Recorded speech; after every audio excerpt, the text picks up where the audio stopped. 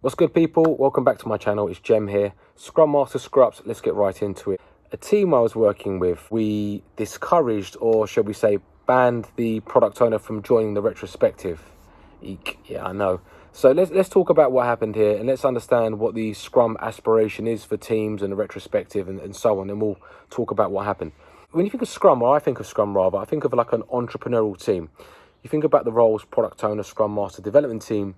They are there to fulfill a different type of purpose. You know, you've got one person trying to pioneer, set a vision, understand the commercial impact you're trying to make, profitability, the acquisition of customers, these types of things.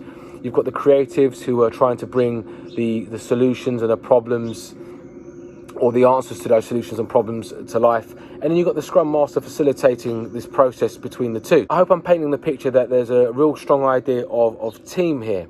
And what happened in the situation I was in, we're talking about maybe second or third role in for me as a Scrum Master, mid sort of noughties, joined the team, relatively new, and the person who they acquired as their product owner was, this was quite typical in a financial institution and other places. They took on like a senior person who was going to play the product owner role, and they would be like, yeah, I can do that. I can fulfill some of those responsibilities. What that meant was, because they were so stretched for time, they would sometimes visit the retrospective and sometimes they wouldn't. What I came to notice on the occasions that the product owner was in the room, conversations, the vibe, the openness was different. Put it bluntly, there was a kind of like an artificial skin, like this artificial disharmony. The team weren't as candid.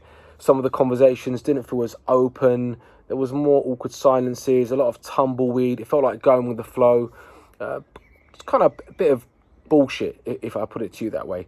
And when the product owner wasn't in the room, people were able to kind of shoot from the hip, speak more openly, and it felt more like a real relationship in that room where people just spoke their mind.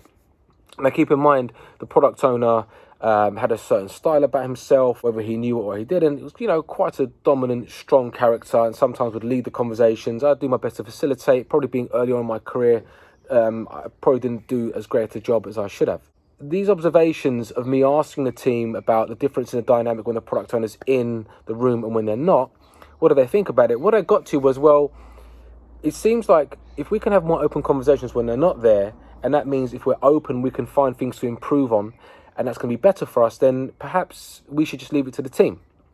And what that resulted in was me speaking to the product owner, and this product owner already was stretched for time. So by me telling him, look, it seems like the team can really speak about what they need to, and that might be to your benefit because they can get the improvements out, and, you know, it's a bit of a safe space. Yeah, it might be in your interest. And they were completely cool with it. They were like, yeah, that's great, you know, you can handle it, and as long as you can, you know, tell me what they need and translate it across and tell me about the outputs of the retrospective, it's understood.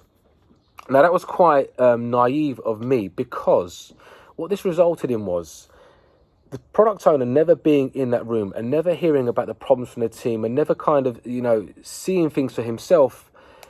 I was always the person relaying that information. He only understood things in a mechanical way, just the input and the output. He never heard things for himself. Now, granted, they weren't always speaking up. But the point I'm trying to show here is that it created this kind of gap between the people doing the work and the person setting the vision. And eventually, when things weren't working as he expected, whether it was throughput, the solutions or whatever, there was a bit of resentment. It became even more strained. And when he would want to come to the retro and we'd make allowances, the tension was even stronger. This is a mistake and a screw up, because by not involving the people and trying to work through the tensions and the conflict, you may be making it worse in the background, and you're creating more of a division between the product people or the product person and the developers, which really goes back to the old school way of thinking, which is a little bit like us versus them. Now, keep in mind, you might have a product owner who might, you know, be labeled as toxic in some of these discussions. And yes, it may make sense to ask them to not be part of a retrospective or two until you can learn about the team's feelings. But to make it a permanent thing and to encourage it as a normal thing is, I think, a dysfunction that will come back to bite you at the end. If that was useful, please like and subscribe. Thanks for watching. Until next time.